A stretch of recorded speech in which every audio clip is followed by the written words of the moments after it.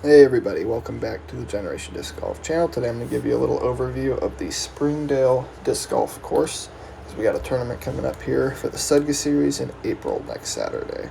So I just want to give you guys a little overview of what the layout is going to look like. This is based on what the layout they did last year, which it might be a little different this year, but it should be pretty similar. So hole 1, you got a 253-foot par 3. Every hole is going to be a par 3. The first line I'm showing you here is the backhand hyzer. Now there was a big left to right wind just pushing the disc down. I also swing it out a little bit wider than I mean to. The big hyzer is not generally my preferred shot. I don't think it works super well on this hole personally because of the right to left sloping green, and that mountain comes forward on the right side, so it really blocks off the hyzer. Your second option is a backhand turnover shot like this. I really like this. If you don't have the forehand, you just got to keep it over the trees, something that's going to just get to flat at the end, land relatively flat. So I threw a stable mid-range on that one. But I remember last year going fairway driver. And then this is the shot that I'm going to be doing this year. It's the forehand hyzer. It'll come out of my hand on just a little bit of hyzer. Again, there's this left to right wind, so I kept it a little bit low so that it could get lifted by the wind. If there was no wind, I might start it up a little bit higher. But if you have the power to go forehand, I think that's the best angle, the best way to hit this right to left sloping green. You'll see here I go the backhand again, the hyzer, and it just gets shoved to the ground and hits the side of that hill. Yeah, up here there's the backhand turnover. It's showing just a little bit short, and then as we get up here, you will see the forehand.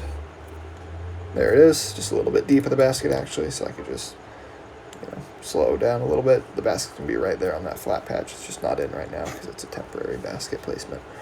Hole 2, you got a 334-foot par 3 again. You can either go backhand turnover, which is what I'm going to show here, or forehand hyzer. Now, my preferred line that I think works the best is the backhand hyzer because there's a big headwind on this hole, at least when I played it.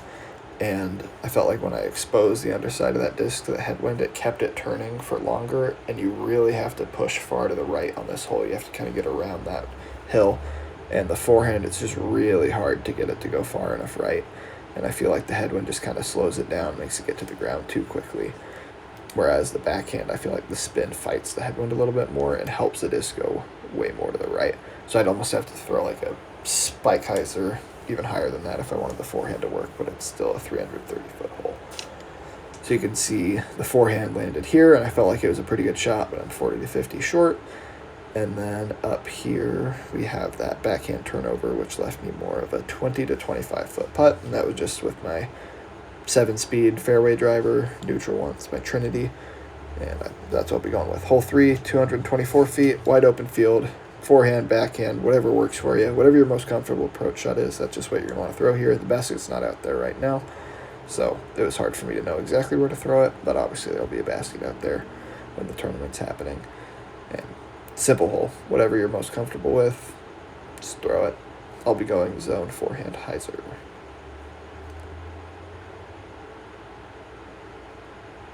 Yep, up here, that's where the basket should be, so my backhand's landed a lot better. I did notice it was a headwind, and I think it might have been a slight left to right wind because it felt like my forehand's lifted and my backhand's dropped a little bit. Okay, hole 4, 253-foot, par 3. You either have the backhand hyzer, which I just did there, or a kind of sneaky little forehand flex option, which I think is what I'm actually going to be going with because you can't see the backhand hyzer gap. It's between two trees, but it's hard to see it from where you're throwing from. Whereas the forehand flex, you can kind of see this gap between the dark tree on the right and the light colored tree on the left, and there's a table over there, and I'm just trying to throw over the top of that table. By doing that with an overstable disc too, you also fade away from the OB instead of going into it. So I come over that table and I fade away from the sand. So that's that flex line there with the forehand that I'll be going with. And then I landed my backhand a little bit short just because, again, the basket's not in yet, but you want to come in through that gap that you can't really see from the tee. So I think I'll be going with the forehand flex, but I think most people are going to go backhand hyzer. Hole 5, similar to the last hole, 248 feet, and you can either go backhand hyzer or the forehand flex. I'm going to be going forehand flex again. I actually didn't throw it because I thought the basket was somewhere else, but The backhand hyzer is so blocked by this bush on the left because that disc is right where the basket should be, but the flex is more open. Hole 6, 180 feet uphill. I'm going forehand hyzer. I end up throwing it deep with my 10 speed, so I might go with more of like a raptor, or maybe even a cap wrap, or just down to like a resistor. So something overstable, not super fast, but something that'll fade. I think that's the best shot. You could also go backhand hyzer. The hard part is there's just this tight line to hit between the two bushes, or you can try to go over the top, but then it has to get to the ground pretty quick, and it's a right to left sloping fairway, so it's easy for it to kind of go away. If you don't have the forehand, I actually think the backhand turnover like this is a good option. I did it with just a putter, and I actually went deep. So I think that's the better backhand line if you aren't comfortable throwing a forehand, but I do think the forehand works the best. So there's my forehand, there's the basket. There was that hyzer that clipped the bushes. Now we're on hole 7. You got the flippy putter backhand into the rock, which I think is the best play. Something that turns the whole way. I just didn't give this quite enough juice, or I might have started a little too left. But you can see that big rock that I almost hit. I think that's the best play because it turns the whole way. If you hit that rock, it kicks you right towards the basket. You're almost guaranteed to tap in. Anything else I don't think guarantees the tap in.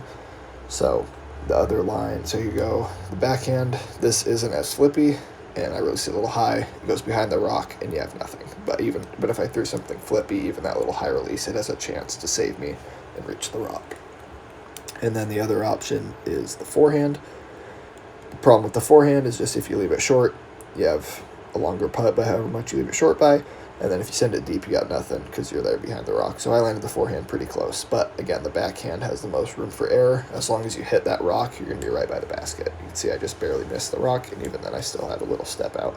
So I'm going flippy putter backhand. It worked really well for me last year. Hole 8 plays quite short. I think that the putter backhand hyzer is the best. It says 278 feet. I think it might be a little shorter because I threw my balance, no, not my balance, my glacier, and it went long. And then there's the forehand hyzer. I think the backhand is a better line because there's a lot more space to land on the right side of the basket. So you want something that's going to hit at the right side of the basket and then move towards it. There's all the landing space to the right, and then back behind the basket on the left, it drops off in the cliff. So that's why I don't like the forehand. Hole 9 is the exact opposite. I prefer the forehand because there's more landing space on the left side of the basket, whereas the backhand hyzer, there's a slope to the right of the basket, so you kind of land it on the right side of the slope. So I didn't actually record the backhand here, I don't think, but that second forehand, I gave it a little more juice, and it got around the corner. And there you go. You see that landing zone right there that you're trying to hit, and that one I just left a little bit short, so just make sure you get enough power. Hole 10 is 221 feet, but it plays really long in my opinion. I don't really know why. I think it's a tiny bit uphill, but I was trying to get there with the zone on forehand. It wasn't really working, so I'd recommend, I might disc up to like a resistor, but something a little faster on forehand I think is the best play, or just really punch the zone approach disc there. Backhand hyzer also works, but it fades down the right to left slope, and once I get up there, especially, the basket's actually on pretty flat ground. Like, it's not super high up on the slope, so I really like the forehand. Hole 11's a tricky one. It's 230 feet, but it is very uphill. You can throw the backhand and hyzer like I did. Or a super flippy hyzer flip I actually found worked last year for me. That one I just grip locked a little bit, didn't put on enough hyzer, but that can actually work pretty well. But what I'm going to be doing is this forehand flex. It's only 230, but it's so uphill that the Q-Lite DD3 was the only thing getting there for me. So this one actually got close. It hit the rock by the basket. You didn't see me throw that destroyer, but that was the flippy turnover. And they were both like, pretty much everything I threw was like 30 to 40 short down the hill. So then you have like a straight uphill 40-footer besides that one, which is like a uphill 15-footer. So I'm going to be going flex shot with the DD3. Hole 12, 270 feet. Pretty easy backhand hyzer. That's where all the airspace is. Stay away from the bush on the left. The forehand would get weird. But I grip locked that one. That's the disc that I want to throw. I'm just going to throw my Trinity, my 7-speed. I feel like at this course you're kind of just smoothing everything out. So I'm trying to stick with that on all the holes. So if disking up allows me to smooth it out a little bit, I don't think there's a problem with that. But yeah, pretty much backhand hyzer is what you got on this hole. I don't think anything else really makes all that much sense. So there was my Glacier mid-range, landed a little bit short. That was my Onyx, which is an overstable 10-speed, and it went the right distance. And then my Trinity was just off to the right, but I really like that if I can do it right. Okay, last hole, hole 13, 231 feet, right downhill. I threw that one way too high. You want to backhand flat to fade, I think, with a putter, but you want to throw it flat or slightly down. You don't want to throw it up. I threw it up like that. There was a headwind, and it just took it left.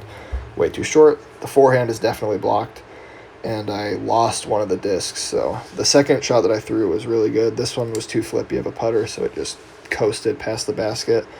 But you really want to make sure you get to this kind of landing zone in that ledge, because you can lose a disc if you land it short left, and I know because I lost a disc that I threw short left. So that one, oh wait, no, this is the one that goes too far, so that one's too flippy. I went far. But yeah, and then, so you can see, oh, did I not include the first one? Okay, well, that was my second shot that was good. My first one was down in the ditch, like 100, maybe not 100 feet short, but like 70 feet short. And then back here is that flippy one. It just went too far. But that's basically it. Thank you guys for watching. I hope this helps you if you're going to play in the tournament. Feel prepared, and see you out there. See you guys next time. Thanks for watching.